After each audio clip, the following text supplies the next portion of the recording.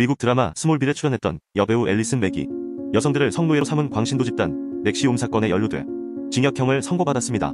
넥시움은 표면적으로는 특별한 성공 프로그램 컨설팅 회사입니다. 다단계 회사에 수많은 여배우들과 일반인들이 성노예가 되어 고통받게 된 사건. 오늘은 넥시움 사건에 대해 알아보겠습니다. 이 종교단체의 리더는 키스 라니에르입니다.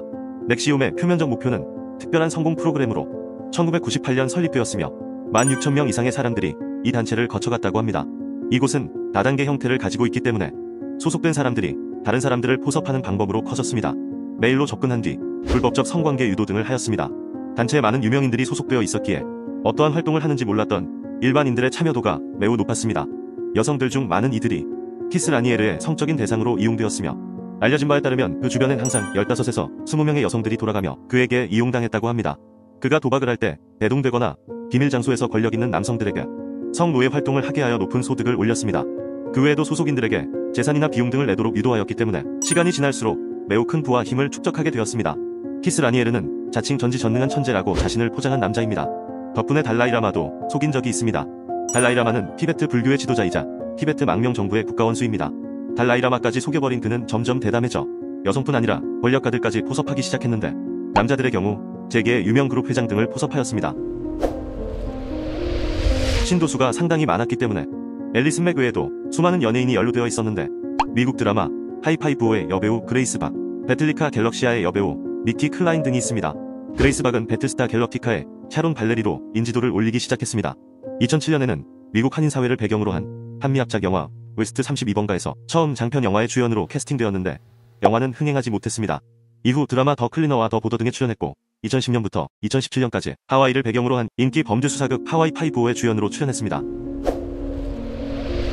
넥시움은 자기 개발을 위해 가입한 회원들에게 DOS란 이름의 비밀 프로그램을 추가 가입할 것을 강요했습니다.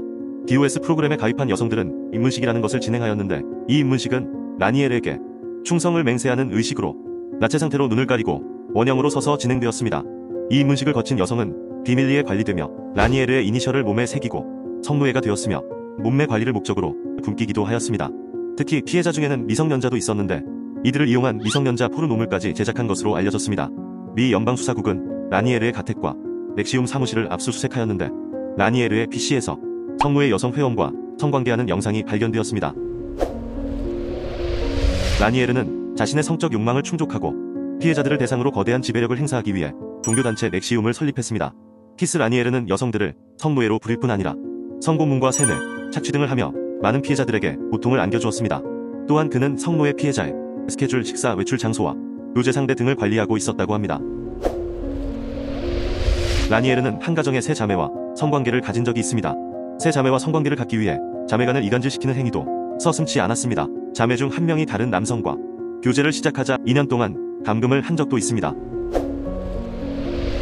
이번 사건이 미국의 큰 사회적 이슈가 된 이유는 이름만 들어도 알만한 유명한 연예인과 저명 인사들이 라니에르의 범죄 행각을 돕거나 방조한 사실이 드러났기 때문입니다. 키스 라니에르를 도와 부교주 역할을 했던 대표적 인물로는 미국 드라마 스몰빌의 앨리슨 맥이 있습니다.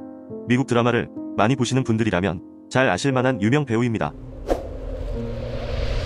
앨리슨 맥은 자신이 유명한 배우인 것을 이용하여 회원을 모집하였고 DOS 단체를 숨기기 위해 피해 여성들을 협박하였으며 라니에르의 성노예를 공급하였습니다.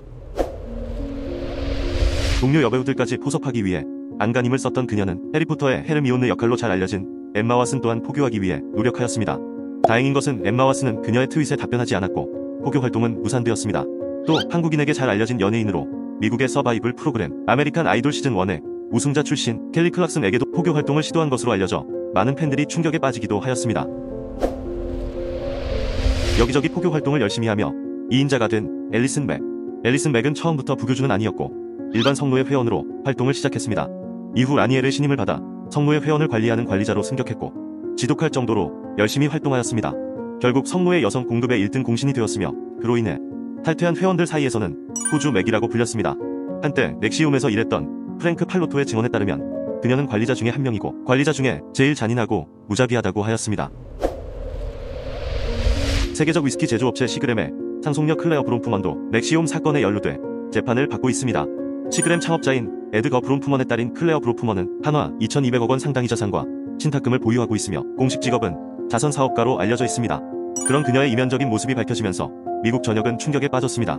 클레어 브롬프먼은 재력가인 만큼 렉시움에 지원금을 제공하고 수석 회원으로서 관리자로 활동했습니다. 또한 렉시움에 노예로 부리기 위해 미국에 불법 체류하는 이민자를 숨겨주었습니다. 충격적인 것은 라니에르를 지원했던 자금 중 일부는 사망한 사람의 신용카드였던 것입니다. 그녀는 수사 과정 중 자신의 범죄 행각을 모두 인정하였습니다.